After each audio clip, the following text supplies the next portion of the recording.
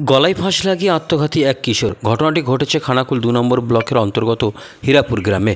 ওই কিশোরের নাম শিবা দিগের, বয়স আনুমানিক ১৫ বছর। পরিবার সূত্রে জানা গেছে মানসিক ও শারীরিক অসুস্থতায় ভুগছিলেন তিনি।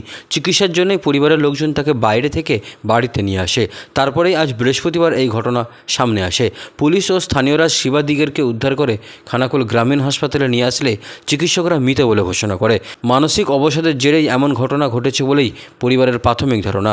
যদিও বিষয়টি কী ঘটেছে তা খতিয়ে দেখছে খানাকুল থানার পুলিশ। দেহ ময়নাতদন্তের জন্য পাঠানো হয়। ঘটনা বলতে সেরকম কিছু হয়নি, ঝগড়াটিও হয়নি, ভালো মানুষই। বেড়ে ওই মাথার একটু রোগ ছিল, আবার পেটের কি বলে নার্ভের না কি রকম রোগ ছিল। ডাক্তারবাতি দেখিয়েছি ভালো, আবার দেখাবার ডেট আছে, নিয়ে যাওয়া হবে। আর এরকম মাঝে মাঝে ওই রকম করতো, বাইরে ছিল কাজে, ওই ঘাড় ফাড় বেঁকে যেত, সেখান থেকে এবারে ফিরিয়ে নিয়ে এসে বাড়িতে চিকিৎসা করেছি। কালকে হঠাৎ করতে ওই রকম খাওয়া দাওয়া করেছে, নিজে রান্না করেছে, মাংস রান্না করেছে, নিজে রান্না করে খেয়েছে।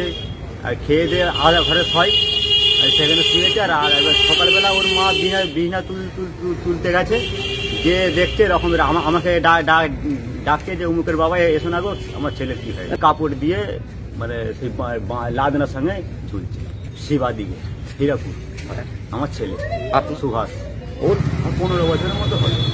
ডাক্তার দিয়ে চিকিৎসা করেছিলাম, চিকিৎসা করিয়ে আর এই এখন এরকম